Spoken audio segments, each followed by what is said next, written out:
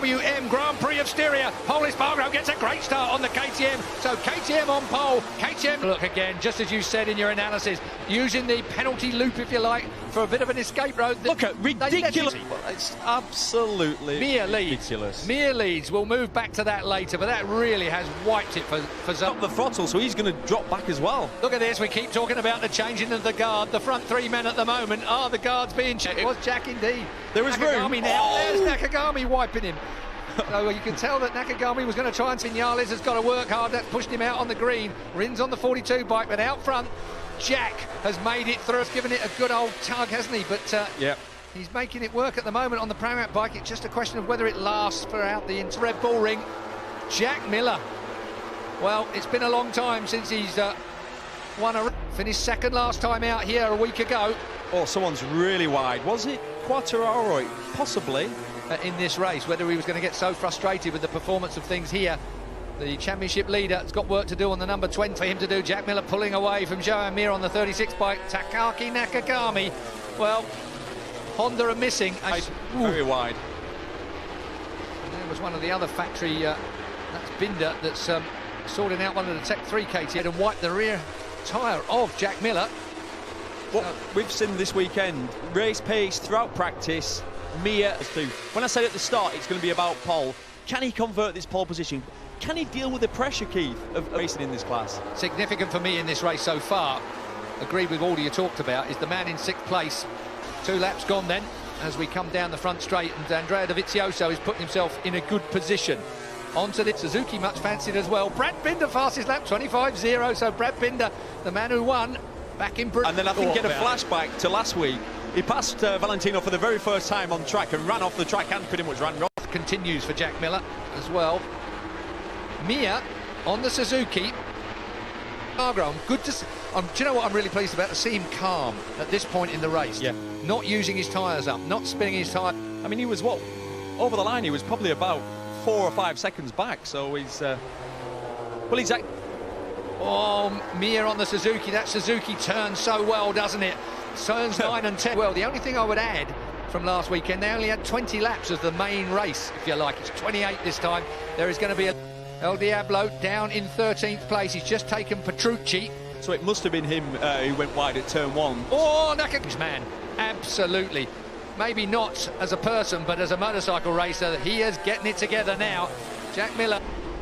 Well, as these guys keep falling over each other, that might just give Zarco a little bit more opportunity to close it down from the very back of the... All got red helmets up on our screens here. They are all on fast laps at the moment. It's a massive The mistake up into turn 1. Oh, yeah, big mistake. Right up on the rumble strip. No wonder he ended up going right out. Yeah, how many times ever since? Yeah, that was a shot in the background. Morbidelli also has been off on turn 4 as well. That's the penalty loop where 1 or 2 of these riders might get Mir leads. This is going to be... Joan Mir leads. Yeah. Let's see if he can make a break. Exactly. What's going to be interesting, let's look at this straight now from the aerial view. How... Really good. Suzuki didn't look bad to me. I wish we hadn't cut away from it. That was informative. Fastest man on lap, well, fastest man in the race. 24 forces it under the independent team KTM, the Tech 3 KTM, but it's Mir out front now then. This is in this race, but Joan Mir is growing in stature, particularly around here, back-to-back races and Q, right on that part of the racetrack that he's mega confident on.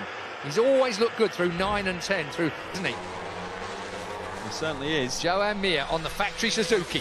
One thing we've learnt about Mir over the years, stop, look at it, he's pulled out on this lap.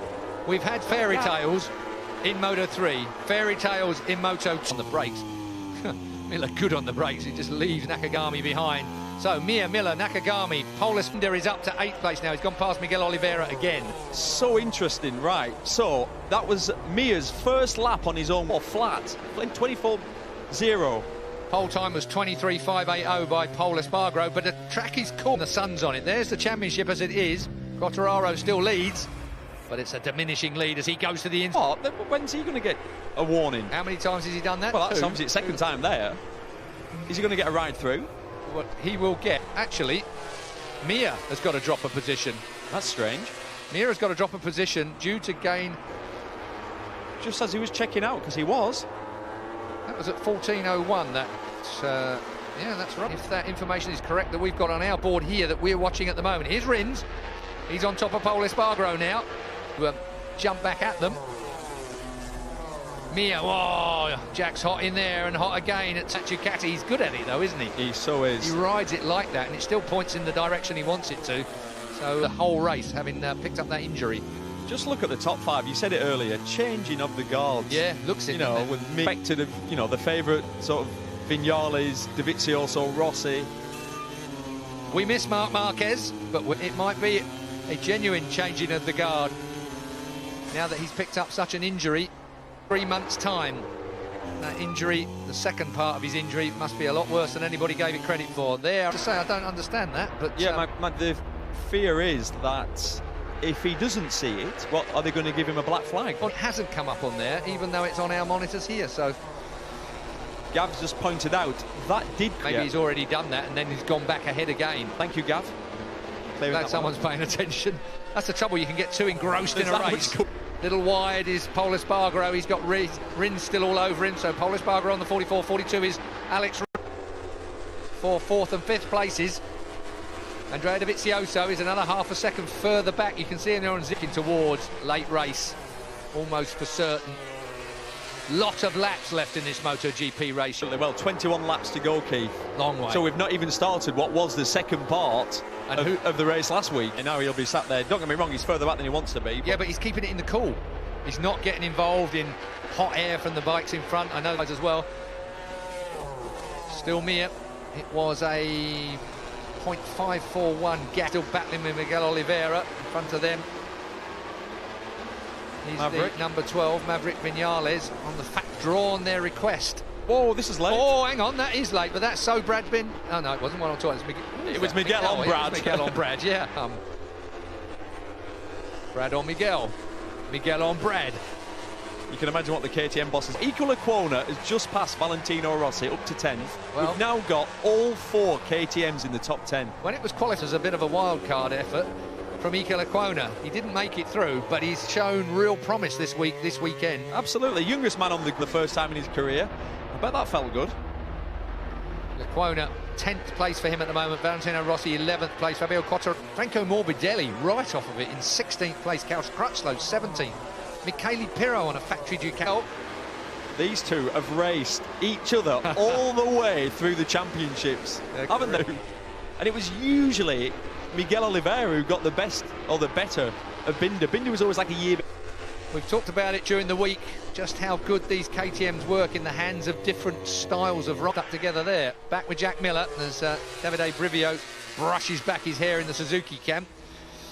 He'll be down to his past pole, and that'll probably be just that slightly extra bit of up top speed that the KTM has over the Suzuki.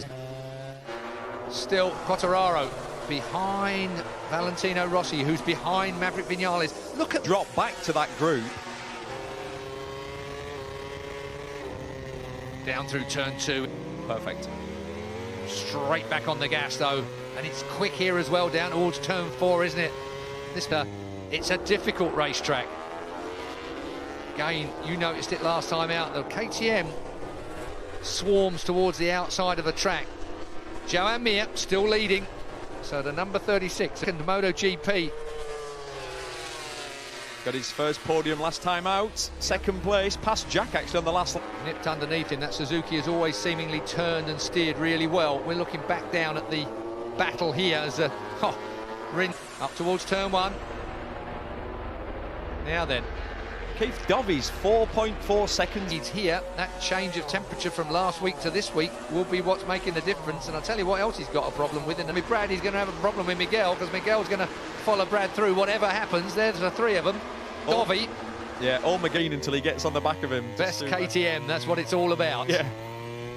Yeah, Brad Binder win his first weekend. There's a lot of top riders vying for position. That's Joan Mir right out on the... got a good launch, but then it sort of bogged down, didn't it? There's Dovizioso on the undaunted Ducati. It's so tight in here. It's lent on us. A little bit. This is where it gets proper scary down here. Pity we didn't stay with it, that's for sure. Alex Marquez. Looking across for his re-entry, so is Cal Crutchlow as well. Brad Binder, it's just a matter of time. You know Binder, if he comes across a rider, he's going to make a pass on him, whatever happens. Look at the Ducati. That's that picture of what happened last week, running it that close. as I'm sure he has. What is going on with Dovi? Miguel Oliveira is going to go through. I'm going to put Dovi back in 8th place. It's only a matter of time. Amir at the line was a 0.6 of a second, 0.6 lead at the line last time around. We're looking back from Pol Espargaro at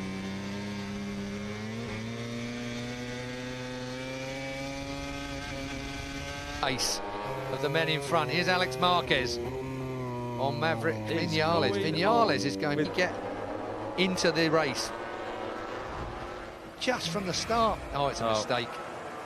Well, is that the engine? I mean, well, that's the other thing that I was about to say. They've withdrawn their request. I suppose that's metallurgy and everything else that goes with it to justify that. It has to be a unanimous decision by all the manufacturers to agree to it, and Yamaha being forced to withdraw, then the soft limiter so it doesn't hit the hard limiter, putting stress on the motor, take some revs off of it so it's not rotating quite so much, and valve train problem. I wonder if it has gone pop. Lecuona. Yeah. And Bradl's got one as well. And Frankie Morbidelli, all on the same lap. Still, Joan Mir. This has been a masterclass from Joan Mir. Well, right back in the days when we saw him in Moto 3, we thought, particularly brake-wise, he used that rear brake such a lot in Moto 3, it looked like he could be a good MotoGP rider.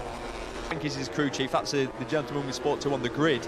And Frankie said, you cannot believe when you look at his data, this kid is so talented. He's being given some advice from pit lane, mapping 3, David Luki. They want the win, but they don't want the win at all costs. If he's basically backing it off a little bit right now, just to save that motor a little bit. Only got 5 engines, no concessions at Suzuki. Really, oh, there he goes. It'll be in pieces if he comes straight through with a Honda on it. So through goes Nakagami. Now then, the 10 laps to go, still a long way yet. Mir back to Nakagami, 1.6 seconds at the line. Nakagami should bully that Ducati. It must have been he made a mistake. Yeah, Nakagami. Nakagami had to have made a mistake there. Whoa, Jack sideways. Look at Lucio. You're going grey, Lucio. Good reason to as well, I have to say. Yep. Joan Mir on his way to his first ever MotoGP win. Straight back, and I'm not talking about just MotoGP, I'm talking about Moto 2 and Moto 3 as well. Spectacular day. Spectacular air display in the lunchtime as well. Who was it for? Just to keep the paddock, I think, amused. And of course, telling the guard, we keep talking about it. It's happening right in front of us. Mir, Nakagami, Miller, Pol Espargaro. Lecuona is 9th, Quartararo 10th, Valentino Rossi down in 11th with Petrucci, Vinales. Binder's closing in on that group in front. As he would. Free air at the front. He's not going to want pole. Oh, that's a biggie for... That looks like Maverick. Or Maverick. Maverick's gone in. Maverick's gone in hard at turn 1. Well, they're going to call that. It's going to be dash. Mir is going to be so upset. Oh, they've got it. Yeah, red flag. It has to be because the airbag's gone pop. Yeah, once the airbag's gone. They talked about it in the lead-up, didn't they, to this race meeting? I believe that. Wow. What a horrible... To jump the brake, there's no brake. Look at the speed of that. Wow, that's gone in hard, eh? What about that camera? That's a tough camera. Bails out, literally just jumped off it when he had no brake. Wow. You don't see that very often. What great camera. And it's such an unexpected thing in your visor, in your vision. Great camera work from Dorna. Yeah, that's another engine. It's go! Oh, and that was a right mess for Rins. Rins got a jump and then it went backwards, so Rins has lost out on this restart. He's running massively wide. But look at the lead that Mir has got already. And that'll keep him safe down at turn 3, which is where in 3 we are then. Mir goes in, Miller goes in, Pol Espargaro goes in. Round the outside goes Nakagami. This is going to be bravery on the brakes, and both these guys are good at it. Jack Miller gets underneath Mir. Can he pull it back? Natty, absolutely fantastic stuff. I'll tell you what, if it'd been a lap later, and he'd have been more confident perhaps of his grip at that point. Jack Miller again gets away on the 43, the 44 of Pol Espargaro 3rd, and then must be Miguel Oliveira. Dovizioso gets a reasonable start, but he's only in 6th place. He's going to have to work hard if he's going to want to get to the front of here. Here we this restart. And Dovi's coming. He's going to get past Binder up the straight here, despite... Oh, no. Well, for Dovizioso. Back straight. Down toward the track. Very physical part of the track. Jack Miller. Oh, look at that. The KTM just slotted in there. So we've got a Pramac Ducati out front. and just so many different motorbikes that are behind that we wouldn't have expected. Underneath, that's Oliveira. No, it's not over yet. This really isn't. Yeah, Binder's got the inside for the next corner. That's exactly what we expected, isn't it? Everybody scrapping. Yeah. Proper short race scrap. And again, get Paul Espargaro. Yeah, after Paul Espargaro. Dovi, that's late. And good. Brilliant stuff, but is he then front straight? Poor Nakagami's been sort of beaten up. Yeah, I think ended up sort of dropping back. He's not a way back in this. And I'll tell you what, Jack Miller got nabbed last time out by Joan Mir. Mir will be looking to mug him again this weekend. 3.9.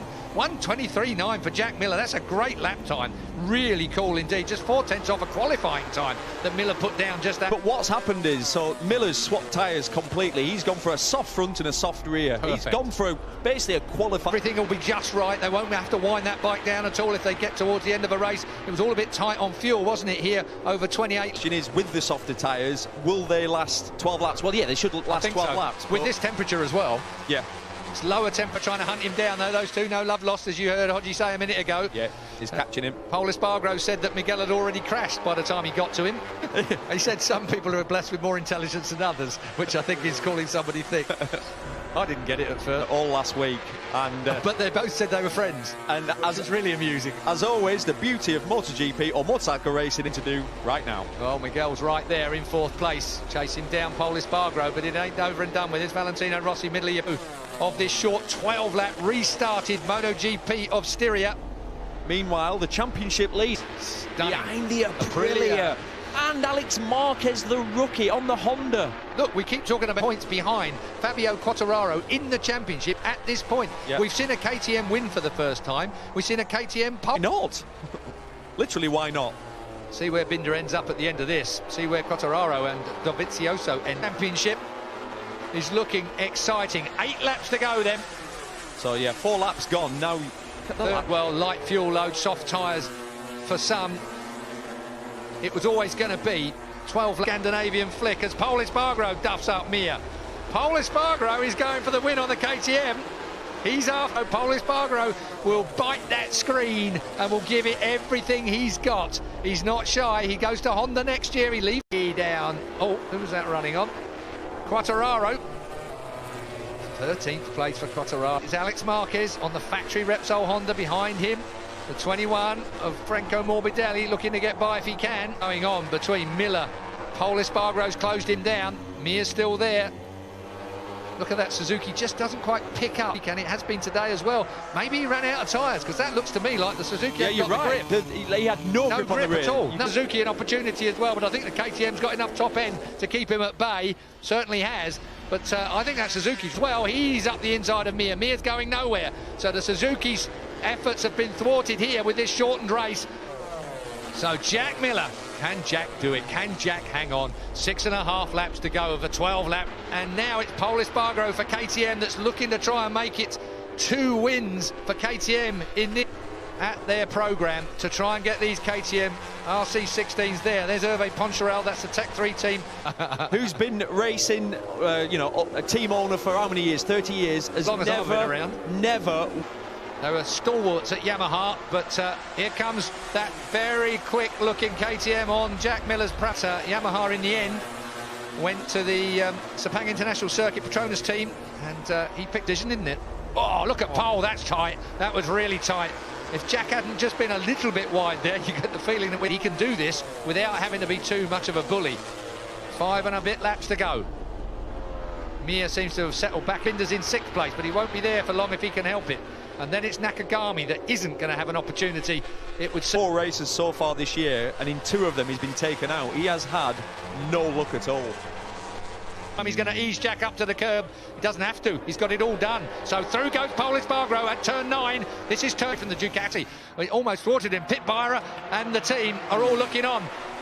Oliveira looking as well. Surely not a one. That's taken him out of the equation. That lets Dovizioso off anyway. Nakagami will move up into that 6th place. Now there seems to do it with ease though, and he makes the. I was going to say he made the apex, and Paul Espargaro didn't. To put the Tech 3 KTM on the top step. This is going to be an in. Does it on Mir? Will Mir get him back here? No. Don't think Mir's got the grip. No, I agree. I think the Suzuki door whatever. Well, he's got this. He's got another medium in it, but that's what he went with. But maybe it's the same tyre. Leaps away from the Ducati of Jack Miller. Miguel Oliveira, nice long sweeping lap here from Miguel Oliveira. Will he look at the inside? Oliveira to do that. 4 laps to go. Dovi's coming. Can you imagine the celebrations if Pol wins? I mean, he will explode. Are emotional, there's no doubt. He's looking good though, he's looking calm on that KTM. But Dovizioso, has Dovi got in that wide old sideways line down at turn 3? Back to what, second gear? And 4. Onto the rev limiter, the soft rev limiter bounces in. Pol Espargaro a little bit sideways on the way in here, jacked and find the grip. 3 and a bit laps to go. Mir's not over and done with yet in the grain up, left-hand side, so maybe it's the front tyre that's causing the problem, not the rear. He started, look, 24 laps to front, that's what it's done. If he pushes it on that, he will be down. Yep, and 100%. That's why, obviously, he was going to win that first race. And look at it. It all went pear-shaped when he got to the second one. Maybe there is some God, after all, in the KTM camp that has got an attack left in him. If he's close, he's going to have a go. And it's the same with Oliveira. Yeah, say that again. Still Mir there, but Dovizioso in 4th place. Has he got anything left? Dovi be absolutely perfect. In the mirror. Andrea Dovizioso, we look back at Brad Binder is in 8th place, Valentino Rossi 9th at the moment. Iker Lecuona only 10th for him, he'll be disappointed, but points are up for grabs here. Massive points are up for grabs. 25 points for a win. We don't worry about it. Dovi knows that. Pol Espargaro, can he hang on? 2 laps to go. Surely they'll be aware as well not to run onto the green. We've seen some of that. You lose your last lap, you get put back a place if you run onto the green. Clean and tidy over the last 2.6 miles. So, penultimate lap. I'm going to repeat what I've said. Pol Espargaro is the more motions. He's got 2 laps leading. If he can do 2 perfect laps, without any mistake, territory. He's had 1 MotoGP podium in 7 years of racing. 109 Grand Prix for Pol. Step of the podium. Pol Espargaro for KTM, looking to equal Brad Binder's Brno. 1st place for KTM. Equally, if he doesn't hold it together, he will be so devastated. I'd be amazed to see him back. Will he get over there? 2.6 miles to go, just over. See, I'd be giving, they need to give him plus 0.3. Going to go defensive. If he does the perfect lap time now, they can't catch him. He's just done a 24.1. If he does another 24.1, he's more defensive. But a rider sometimes needs it taken out. I'm sure he will have said, I want exactly what it is on my board, otherwise they wouldn't have given him time by going defensive. Look how much time he's lost. Too much. You have called it absolutely spot on, Hodgie. Just give him And here comes Jack on the brakes up into turn 4. There you go. The management may have given this away. You're so right, Hodgie. I can't yet. And look who's behind him. Right on it. Miguel Oliveira is going to look to try and relegate him. Bomb him. He is going to hate him, camp. Neil Hodgson, you called it spot on. So, Jack Miller, is he going to? Pol Espargaro goes up the inside. Surely. Can't keep it down.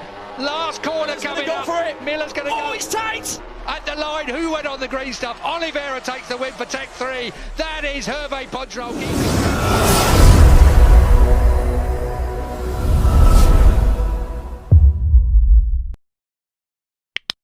Similar to like the rise of Arc Warden, I think Visage is this new hero that provides tons of physical damage. Only really favored if you've got Grave Chill active, and it's a lot of mana level 1. That's a dead end. Yeah, the Burrow Strike into the arrow. That is just a classic Dota combination right there. A kill combo. Urion has a serious level advantage. Maybe he's like level 4 or something. Then it'll feel a little bit better. They're going to go on to Shad now. Shad actually takes the time to go for the deny here, but it looks like he's going to die.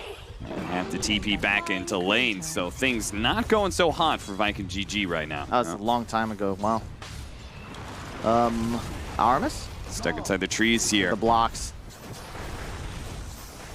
Just being perfectly body blocked by Matumameni. Feasible proposition. Miss Burrow Strike a little bit too slow for that, Zai, but Nisha's going to come in, and they're going to see if they can get some kills. Matumamen's going to join in on the process. They're going to go for kills and then go for the tower immediately afterwards. Shad's going to actually pop his ultimate here, see if he can get away, maybe jump to the mid lane. So they can immediately connect, find a kill, and then boom, Zai teleports top. Matu can now play bottom. He's still ready to come in if needed. Stun onto the Visage, but Puppey Aramis coming in from the side here. Shad's around, but what's a Spectre going to be doing at 9.5 minutes in? Not really much of a threat. Aramis is trying to do it all by himself. And to no surprise, the Visage is more than tanky enough to be able to deal with this. They do get the mid tower, though. A smoke move. This would be a really big kill if they can get it. Slow him down. Long enough for the stomp to be able to land. Look at those trans body blocks, though. Boom is having a hard time getting around it. And now they're actually going to be able to turn things around. With the Moonlight Shadow, Zai's got to be able to get nice and close before he pounces with that Burrow Strike. The arrow slides on by as Aramis was able to dodge it, but he had to go back into Matumbaman's range, and he's going to cop a lot of damage for it, and very likely go down anyway, as he doesn't really have anywhere else to juke. He goes for the stomp, but he gets hit by the Wrath of Nature, revealed by the Sprout. We're on the tower, his teammates, queuing every wave, and Matumbaman's here with drums up. They really do have like two of the best answers against Venomancer, right? Yeah. A ranged core that deals really well with it in lane, and a support that can protect that tower against Venomancer's constant intrusions. We see it with Terrorblade as a counter to the Veno. Visage, same deal, just so much raw physical damage. These wards die immediately. Aramis. Is the arrow going to be there in time? Nature's Path goes and tries to slow down Aramis. They're still going to be able to get this kill. Toby actually gets a pretty decent Nova, but there's no follow-up damage off of it. Boom's here, and he's in dragon form too, but he does not feel good about this fight at all because everybody from Secret is able to show up in a moment's notice. And I love this. Look, I mean, Veil into Pipe. That's the thing I love about Secret, and what I think they just do better than most other teams, if not all other teams, is their item decisions. It always just makes sense. Arrow slides in. Hits Toby. They're going to be able to finish him off pretty easily. Now, Zai gets a little bit low, but anybody who sticks around and tries to go for that kill is going to be caught by the Visage. Double kill for Yapzor. Less team fight than I expected, but ultimately they're so far ahead, I think it's just fine. And they can always go back look for at it. this. They're going to finish up Roshan and get the Moonlight Shadow initiation. So not only do they get that Aegis, but they're going to get some free kills for it too. As Boom, he's got to get out of here. Matumbaman, his physical damage build isn't the greatest, but it looks like, what was that, an arrow? Yeah. Nice. Catches Toby, so they get two. I think you want to do it before 20 minutes whenever possible, just because the outpost. Less about the XP boost. You get more denying it from the enemy supports. And poor Celery. Yeah. Nope. No. Mech and a high ground miss. That'll allow him to survive, but Shad, he's getting quite low here as he tries to dive past the tier 3 tower puppy with a really good overgrowth, catching multiple heroes, and boom, he is outside of his base and he can't run through. Nisha's actually going to be a little bit low until no. He's bailed out by Zai and everything's fine. Secret are all mostly healthy unless boom actually blinks back in and finishes them off. Managed to get the kill on Nisha, gets a second kill on the Dream Protector as well. Okay, 3 kills in total now, making a 4. Zai's gonna go down, and Shad, he's gonna clean up on this. Matumbaman, he loses the Aegis. They're gonna surround him, and he'll probably die too. Sick. How did that just break down? Was that just a buyback on the Ench? They're hunting. Spectre Haunt is prepared. Boom leading the way, blinks in, immediately gets the stun onto the Visage, and here comes Shad. They're going to try and blow up Nisha as quick as possible. The Stomp is going to be able to stop these familiars from getting out the damage. The Earth Splitter, it's going to land on Nisha as well, pulling him back in. The Moonlight Shadow, it actually allows him to dodge the Dragon Tail. Where was the counter detection? Shad, stuck inside the trees, will be able to dagger his way out here as Zai actually turned around and put the clumsy net onto the Spectre for a second, but Spectre did manage to get out. A last second Nova is probably going to make it so Secret don't feel good about pursuing. Shad, no, that dagger. I don't think it was where he wanted it to be. He got stuck in the trees as a result. Now, boom, he doesn't have a way to cut down the trees. Quelling Blade's still in his backpack, and as he gets revealed, he'll die as well. And all of a sudden, the game, it was looking all right for Viking GG for a while. Then back-to-back core deaths, and Secret are able to siege the high ground just like they were doing 5 minutes ago. Because Viking are forced to telegraph their moves. This dragon form, it's going to be wasted unless Secret actually choose to engage Burrow Strike into the air. Nice chain stun there. Spectre's going to pop the ultimate. Yapzor taking a lot of damage in that back line, but immediately the birds triple drop onto the Spectre, and all of his offense gets stalled. Now Zai's going to go back in with that epicenter. Boom's trying to help him out with Matumbaman right now. The Glimmer Cape goes out on the Spectre. They actually don't have detection, but he'll be revealed eventually, especially with the overgrowth. A drop of a sentry. Zai comes through. Nice 2-man Burrow Strike on the 2 supports, and they get popped. And that's what I love. Look at Secret's HPs, right? Almost everybody faded to about 50% there. Yeah. GG's come out, and like they're just too far ahead at this point. No, Secret really, Zai loves this off-lane bottle. I don't see many other off-laners picking it up, but I've seen it, and I was like, okay, I'll try it out myself, and I just feel like I never get enough use out of it. So I have to imagine that's just one of those things where team synergy-wise, they just give him a lot more opportunities to refill. with a good set, gotta have the skin upgrades and buy MKB. Same kind of archetypes everywhere. Zai is going to be playing, you know, who's the off-lane DK at some point in time, Underlords, Omni Knights, Yep. you know, itemization in there. The big thing for Secret, oh, hang on. No point in silence. Yeah, and that does mean that Matamba Man, okay, if we can get a shackle somewhere in here, they He's can't so even do enough tanky. damage. Jeez. Yeah, he's got so much Wow. armor, and this is a physical armor combo. He tries to get off a couple of arrows there to finish off one of these two heroes.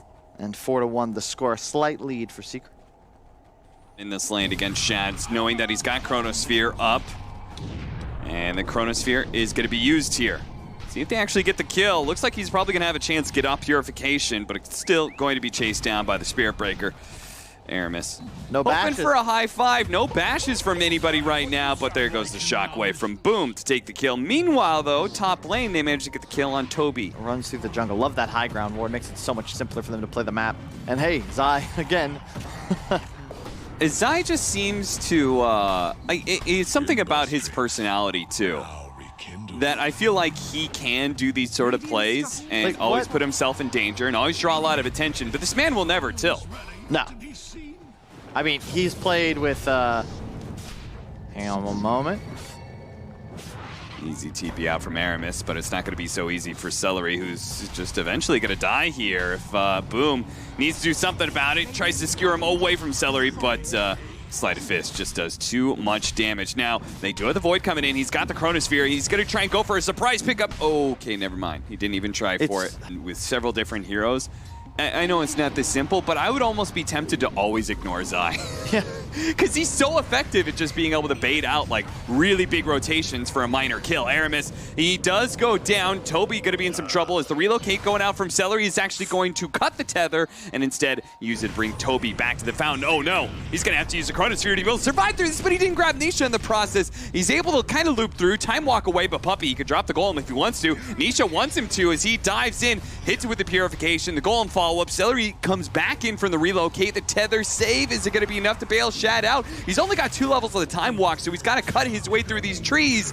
And there's Matamba Man, able to block off his exit with those frosty arrows. As soon as they're kind of behind, they just run out of damage. We talked about the damage problems from game 1 as well. Hard to say. Oh, okay, they're going to be able to get on top of Matamba Man here. There is going to be saving grace from Zai. He's got Divine plus a little bit more heals. Aramis is in trouble as Yapsor is going to be able to run down underneath the tier 2. Relocate back out as Silence on top of the shackles. Shad's going to be low. Yapsor misses out on the shot there that would have finished him off, and Shad is able to get away. Boom. Not quite so lucky, though. Toby actually made the skewer back in. The Reaper side underneath tier 2. Nice combo from Viking GG that allows them to finally bare their teeth and bite back against Secret, who is kind of running them over. And then Secret's just going to hit their like second timing and kind of run things over. The thing that was unfortunate is that Zai's GA, it saves his drow, but they weren't able to actually deal damage during it. Zai gets Hero back in, but that is just a beautiful Golem plus Fatal Bonds combination. They all got to run away, but the damage is going to come in from Nisha. Already takes out the IO, and the Fatal Bonds will make sure that Boom does a fair amount of damage to Aramis as well, who gets sniped out by the Shackles with Power Shot combo. I'd like to see them just keep Shad in a side lane and have the rest play around it. The Gust actually stops his tether away and allows the Shackle Shot to pin him to some trees. Toby hoping that the tier 3 can save him from Nisha's assault, and it will. Or economic warfare, rather, waged against Viking here. They're going to know Magus here, and Yapsor, hello. Pretty big kill. Aramis is actually going to hum in here. TP out, that's not going to be good enough. The multi-shot will bring down Boom, and they do have another Shackle Shot, so Aramis, that makes it a double kill for Matamba Man, and Nisha, with his solo double damage, was able to really threaten Toby. It's the Drow and the Wind Ranger afraid for their lives if they show on vision, because they might just be charged reload on. Toby, he's got a Lotus Orb, so he can quickly remove the shackles, but he's going to be caught by the shackle shot. YapzOr. Yep. It's got to be Shad doing that. Aramis is going to go for the pickoff here on a puppy, and they should be able to get this rather quickly. 6-21, just trying to draw things out and wait for a mistake from Secret while trying not to bleed too many heroes. And YapzOr, he goes for a kill onto Aramis, but they've immediately relocated onto him. They're going to be able to get this kill. They're going to punish YapzOr for that kind of play, trying to do it solo too. That is a wicked 6 streak and the extra death timer on him. Trying to track down Puppy. He's going to cancel out on the charge, a little bit scared. The bulldoze, oh jeez, that physical damage so much, and look at that from long range. The initiation comes in, but it's denied. The Gus stops the Void from being able to get in there. He doesn't want to pop his Manta just yet. Roshan a bit low. Shad getting bashed up by Roche. At the same time, they found their initiation out of YapzOr. That's a pretty good kill, but he got off the win run first, so they're going to have to blow everything they can to hope to be able to kill him, and they should bring him down. Staying back inside the Roshan pit. Roche goes outside of the pit. The Chronosphere goes out. He used it to try and force down Roche. Can he still get the Aegis? Oh, they missed the kill, but they get the Aegis. That's the important part. Now Shad has that extra life, but he's going to abandon the rest of his team because he looks at this and says, this is a terrible situation. I've used my Chronosphere. Let's just try and get away with the spoils of war. Sadly, Toby and the rest of the supports are not going to be able to have the same mobility options as our Void. And a lot of long ranges. They have the telescope as well. So this Drone Ranger, and from very far away, boom. It was given the cheese from the Void, but it may not matter. The BKB going off, gets the skewer back, but Nisha and YapzOr combined together, their damage is just immense. A charge through onto the Drone Ranger. Shad is going to go for it here without the Chronosphere. He's looking for some kills, but look at him. He's just being kited around constantly. Time walking off the damage over and over again. Celery's going to try and bail him out here, see if they can keep that Aegis alive. They will not. But if they can kill Nisha here, it would be massive. Skewer back in. Self-fuel Scepter. He's got a Remnant coming up in a second, but his silence goes out. The Reaper's Scythe, and he's down, dead in the grave, and dead for 2 minutes too at that. Team Secret, a rapid retreat now, but a time walk. Forward, dilation, slowing down this Drone Ranger. Shad, if he can keep up on it. Buyback coming in from the Ember Spear. Celery trying to help out this Void. He goes to the RP, but it got silenced. The Gus goes out. Matumbaman, he takes out the arrow, turns the damage on to boom, and a shackle shot comes in from YapzOr, locking down Shad. He just cannot get his hands on any of these heroes. And finally, as he does, he's got Toby to help him out as well. But Matumbaman, he's looking so tanky now. There's no help, and Shad has given up on this, but all of his friends are dead. Toby's gonna fall, and Shad, he'll make his way back to the base, much like he did before. Yeah. That's 2 racks. Maybe 3. No buyback on either of these boards. They've got the Chronosphere. Shad, he's just gonna kind of go for it, but every single time he approaches, it's a shackles, it's a silence. There's always something there to be able to slow him down. Now, Matumbaman's pretty far forward here. Shad, not going to go for the Chronosphere just yet, but they're losing their buildings pretty quickly. He's going to have to just throw it out soon as he's trying to beat on Matumbaman. There goes the building. That's going to be Megas. Finally, he does throw out the Chronosphere, but he's been Yule Scepter mid-chrono. More damage coming in. A shackle shot. He's Toby's dead, and Shad's just doing nothing at this point. His physical damage just looks pathetic against the power of Team Secret, as they will take another 2-0 against Viking GG. That makes them 8-0 against this team now since their loss to them at ESL 1 Los Angeles.